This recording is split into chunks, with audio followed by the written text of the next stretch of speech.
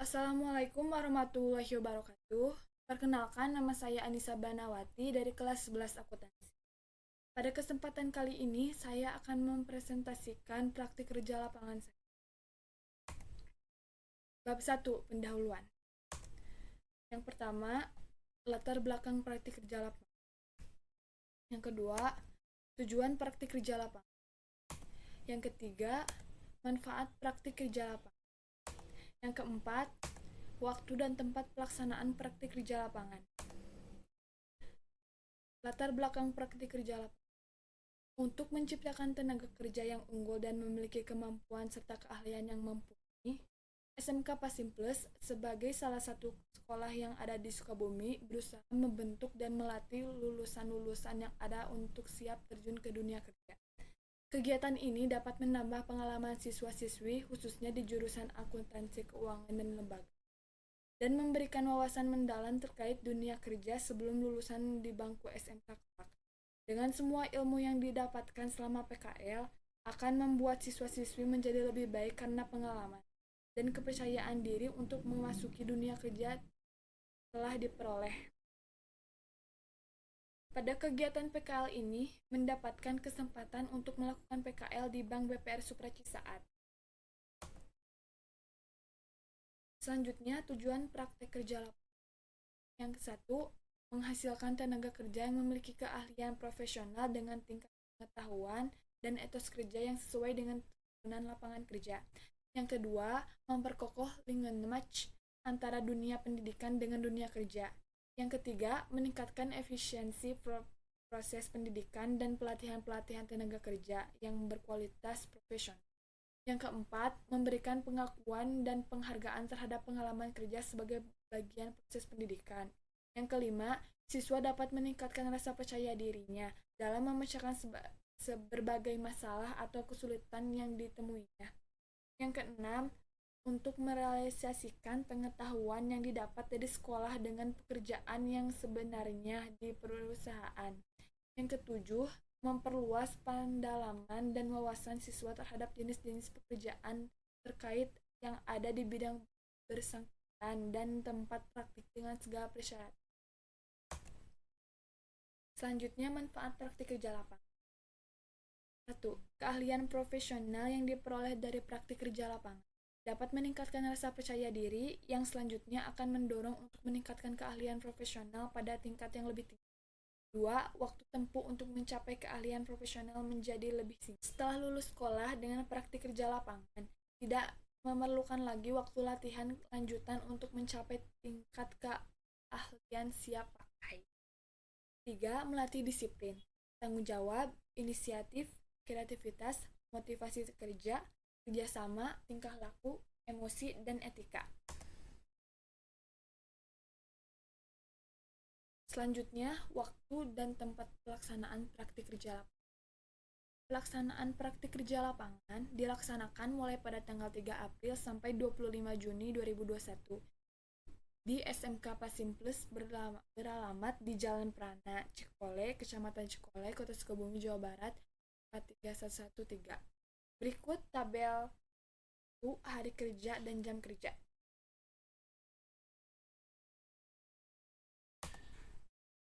Bab 2. Tujuan umum perusahaan industri. 1. Sejarah Bank BPR Supra. 2. Struktur organisasi Bank BPR Supra. 3. Visi misi Bank BPR Supra. 4. Jenis kegiatan produk Bank BPR Supra. Sejarah Bank BPR Supra. BPR merupakan lembaga perbankan resmi yang diatur berdasarkan Undang-Undang Nomor 7 Tahun 1992 tentang perbankan dan sebagaimana telah diubah dengan Undang-Undang Nomor 10 Tahun 1998. PT BPR Supra Arta Perda berdiri berdasarkan Akta Pendirian tanggal 25 Juni 1992. Akta tersebut telah mendapatkan pengesahan dari Menteri Kehakiman Republik Indonesia tertanggal 26 Oktober 1992 dengan nomor C2-883 HT0101-TH92 dan mulai beroperasi tanggal 17 Juli 1993 sesuai dengan izin usaha Bank Perkreditan Rakyat dari Menteri Keuangan dengan keputusan No. Kep 110 KM 17 1993 tanggal 3 Juni 1993, Undang-Undang No 40 Tahun 2007 tanggal 16 Agustus 2007 tentang perseroan terbatas. Anggaran dasar PT BPR Supra atas pada telah dilakukan penyesuaian. Penyesuaian tersebut dinyatakan dalam Akta No. 63 tanggal 30 Mei 2009 dan telah mendapat persetujuan dari Menteri Hukum dan Hak Asasi Manusia Republik Indonesia dengan surat keputusan No. AHU 55125 AH0102 tahun 2009. Dengan fungsi pokok menghimpun dan menyalurkan dana, BPR Supra memfokuskan usaha pada layanan kredit mikro dan masyarakat lebih mengenal dengan layanan kredit cepat 1 jam cair. Dengan menjadi anggota Lembaga Penjaminan Simpanan LPS, masyarakat tidak perlu takut untuk berinvestasi di BPR Supra. BPR Supra terdaftar dan diawasi oleh Otoritas Jasa Keuangan (OJK), lembaga pengawasan industri keuangan terpercaya di Indonesia. Selanjutnya adalah struktur organisasi Bank BPR Supra.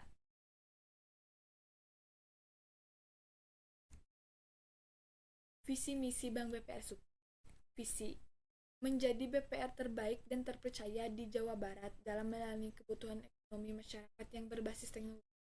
Misi: membangun kerjasama dengan BPR dalam membiayai kebutuhan masyarakat, menyediakan solusi dan layanan jasa keuangan untuk memenuhi kebutuhan masyarakat, nasabah, individu, dan korporasi, memberikan layanan akses keuangan yang prima untuk mendukung pertumbuhan UMKM, memperluas jaringan cabang dan meningkatkan infrastruktur teknologi, membangun kapasitas dan keterlibatan SDM dengan mengutamakan kejujuran, integritas, dan etika, mengutamakan kerjasama yang saling menguntungkan dengan seluruh mitra dan stakeholders, senantiasa berinovasi menciptakan produk dan layanan yang dibutuhkan masyarakat, selalu menetapkan prinsip kehati-hatian dalam menjalankan kegiatan usaha.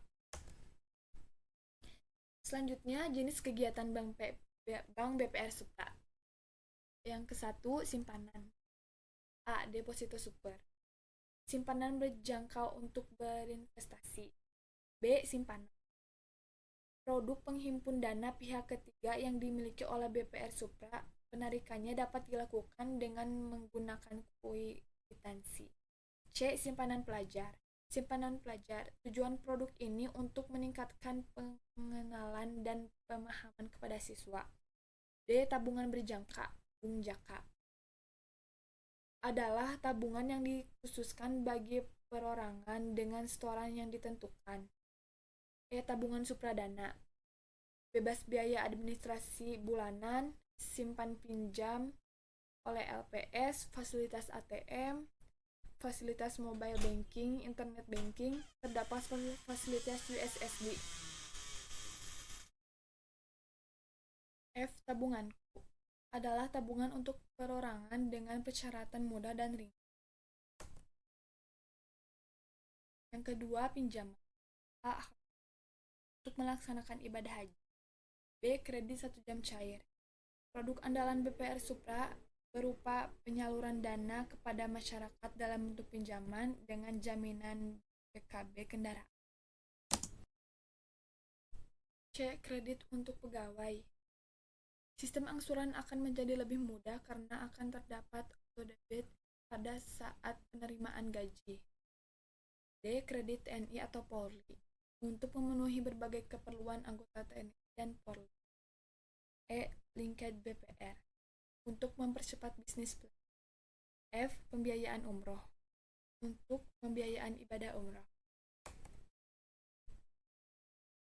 3. E-banking.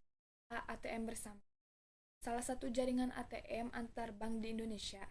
B. ATM BPR Supra, untuk memudahkan nasabah dalam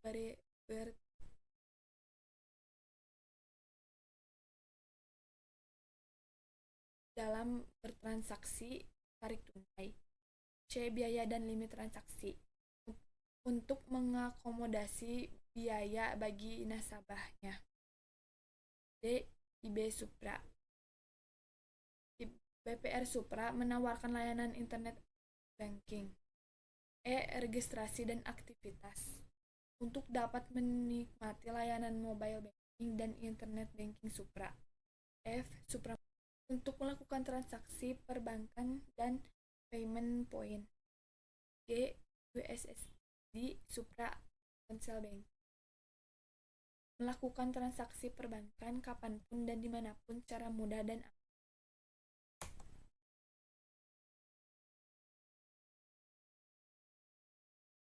Empat, layanan lain. Western Union. Layanan pengiriman dan penerimaan uang yang cepat dalam detik. Bab 3. Pelaksanaan praktik kerja lapangan. 1. Bidang-bidang kegiatan yang dikerjakan. 2. Kendala-kendala yang dihadapi peserta dan cara pemecahkan. Bidang-bidang kegiatan yang dikerjakan yaitu ada customer service, melayani setiap keinginan nasabah yang akan melakukan pembukuan rekening bank terhadap bank tabungan maupun deposito. Teller, melayani transaksi penerimaan atau pembayaran tunai, penarikan, penyetoran, pemindah bukuan dana antar rekening, melakukan simpanan, mencairkan cek kepada nasabah. Dan ada juga finance, melakukan penginputan semua transaksi keuangan ke dalam program komputer, mengurus pembukuan atau yang sifatnya administratif. Selanjutnya, cash flow, arus kas. Cash flow adalah bentuk laporan keuangan yang berisi informasi tentang pengaruh kas dari kegiatan operasi, transaksi, investasi, serta transaksi pembiayaan atau pendanaan yang mengalami kenaikan ataupun penurunan bersih dalam kas suatu perusahaan selama. Cash flow terbagi menjadi dua, yaitu direct method, langsung, dan indirect method, tidak langsung. Rumus cash flow, aset. Aset bertambah, cash berkurang. Dan jika aset berkurang, cash bertambah. Liabilities. Liabilities bertambah, cash berkurang. Liabilities berkurang, cash tetap berkurang. Asset and Liability Management (ALM) adalah suatu proses perencanaan, pengorganisasian dan pengawasan terhadap aset dan liability perusahaan. Tujuan daripada ALM adalah untuk mendapatkan suatu terhadap exposure yang timbul dari adanya mismatch antara aset dan liability, baik on dan off balance sheet, dan memastikan bahwa besarnya exposure tersebut.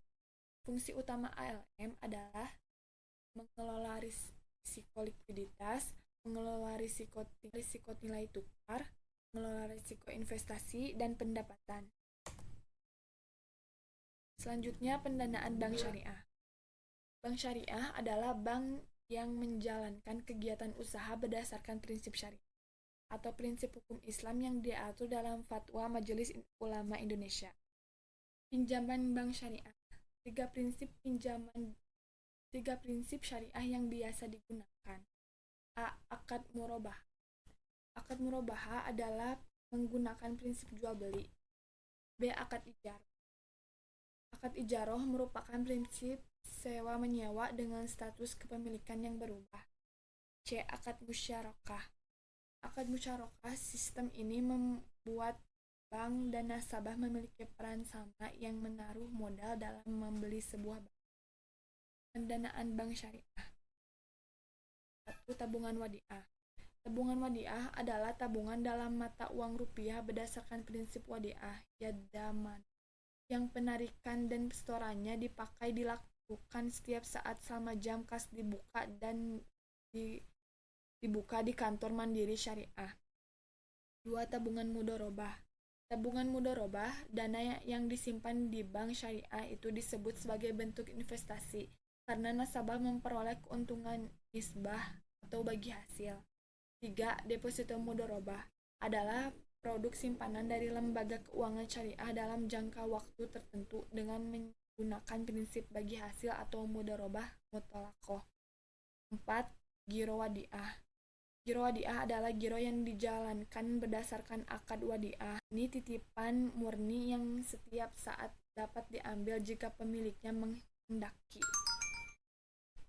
5. Giro mudharabah adalah produk simpanan pada bank syariah dengan akad mudharabah yang penarikannya dapat dilakukan sesuai kesepakatan dengan menggunakan cek, biljet, giro, sarana perintah, pembayaran lainnya, atau dengan pemindah bukuan. Selanjutnya, pengenalan customer service. Customer service adalah setiap keinginan yang ditujukan untuk memberikan kepuasan pelanggan melalui pelayanan yang dapat memenuhi keinginan dan kebutuhan pelanggan. Adapun yang terlibat sebagai customer service sebagai berikut. 1. Resepsionis. Resepsionis atau penerimaan tamu berfungsi sebagai pihak pertama yang menerima dan melayani tamu yang datang ke perusahaan. 2. Desman. Desman adalah pihak yang berperan dalam melayani segala macam aplikasi permohonan dari cabang pelanggan. Fungsi desman yaitu wajib melayani segala kebutuhan yang diharapkan calon pelanggan, termasuk pengisian formulir hingga kelengkapan data yang harus diselesaikan. 3. Salesman. Salesman adalah orang pertama yang menjual dan memperkenalkan suatu produk kepada pelanggan. Peran salesman yaitu wajib memiliki kemampuan untuk merayu pembeli sehingga mau mengeluarkan uang untuk membeli sebuah produk barang jasa. 4. Customer Relation Officer. Sebagai Customer Relation Officer, harus memahami cara membangun dan membina hubungan baik dengan semua pelanggan, dan mampu untuk membujuk atau merayu pelanggan ketika sedang terjadi masalah agar pelanggan tersebut tetap bertahan. 5. Komunikator, yaitu berfungsi untuk menghubungkan perusahaan dengan pelanggan atau pihak lain yang berkepentingan pada perusahaan. Selanjutnya, sistem operasional pembukuan rekening baru.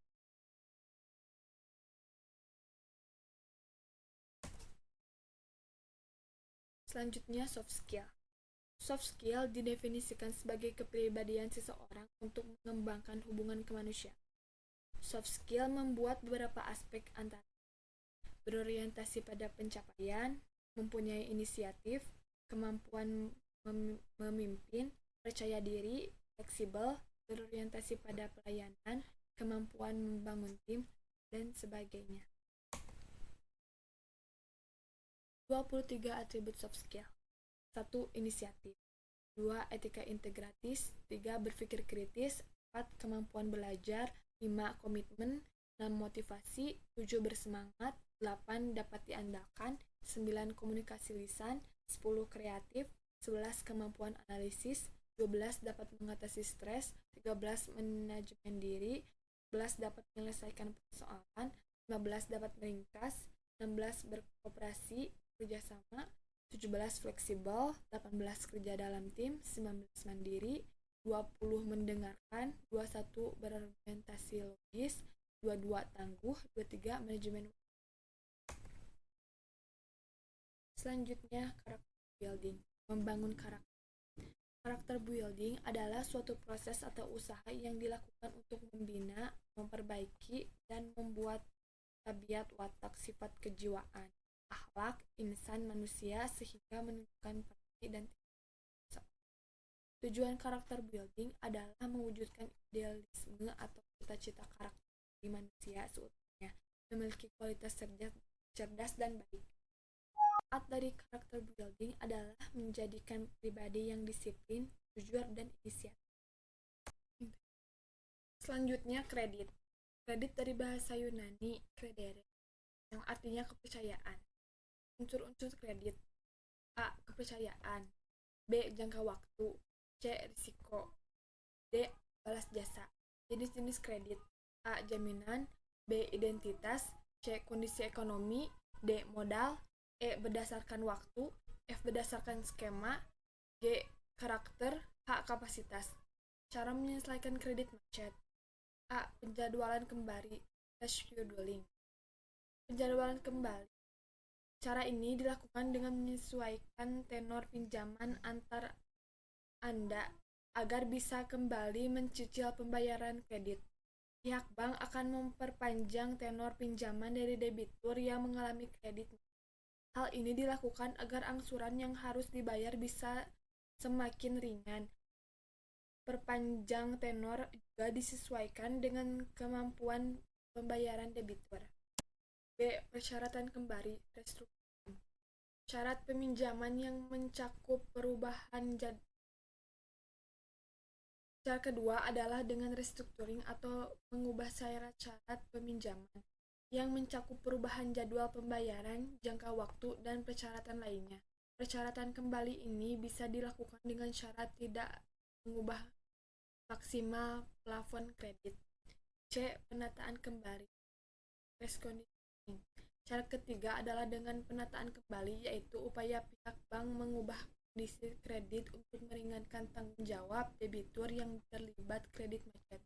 Hal ini dilakukan dengan cara menambah fasilitas kredit, mengonversi tunggakan menjadi pokok kredit baru, hingga penjadwalan dan persyaratan kembali. Selanjutnya, administrasi kredit. A. Kredit perbankan. 1. Kredit produk. Kredit untuk modal usaha. 2. Kredit konsumtif. Pinjaman untuk keperluan konsumtif. 3. Kredit sindikasi. Kredit yang dibayar oleh beberapa bank kerjasama untuk menyelesaikan suatu produk. 4. Kredit linkage. Kredit yang diberikan oleh pihak yang lain. B. Pengambilan jaminan. C. Restrukturisasi pinjaman. 1. Bayar bunga. 2. Bayar pokok. 3. Pembayaran jangka waktu. 4. Penurunan suku bunga. D. Jenis pinjaman. 1. Kredit angsuran tetap. 2. Kredit tanpa potongan. 3. Kredit pokok tetap. 4. Kredit bunga sekaligus. 5. Kredit pokok sekaligus. Kendala-kendala yang dihadapi peserta PKL dan cara pemecahannya. Kendala-kendalanya yaitu kurangnya pengalaman, kurangnya keterampilan dan kreativitas siswa, kurangnya pembekalan yang diterima, kurang nyaman saat melakukan kegiatan PKL karena sedang ada pembangunan, sering berpindah tempat. Cara pemecahannya, selalu bertanya dalam suatu pekerjaan yang belum dimengerti, mendapatkan petunjuk atau arahan, serta harus meluangkan waktu berlatih terlebih dahulu, tidak melemahkan semangat untuk menyelesaikan tugas. Seharusnya saat sedang melakukan PKL, kegiatan pembangunan ditunda terlebih dahulu. Siswa dan siswi seharusnya ditempatkan di tempat khusus saat sedang melakukan kegiatan PKL. Bab 4. Kesimpulan dan saran.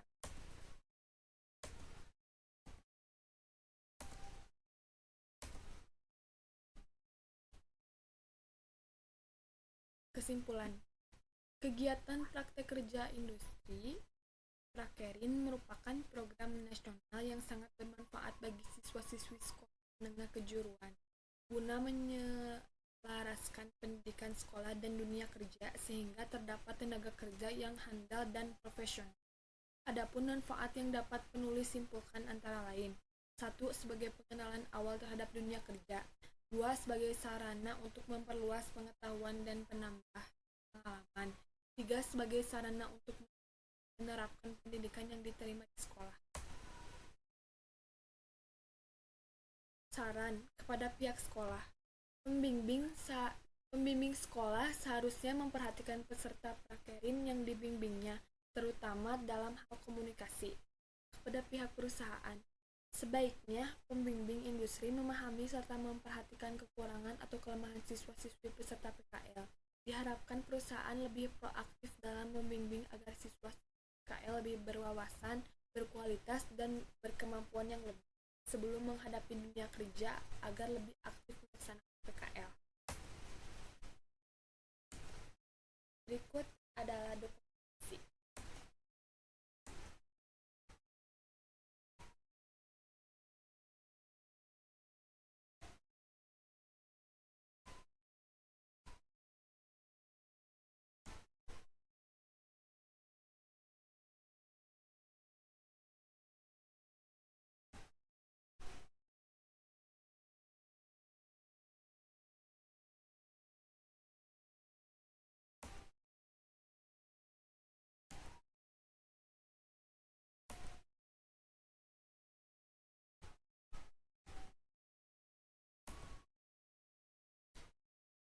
Cukup sekian presentasi dari saya.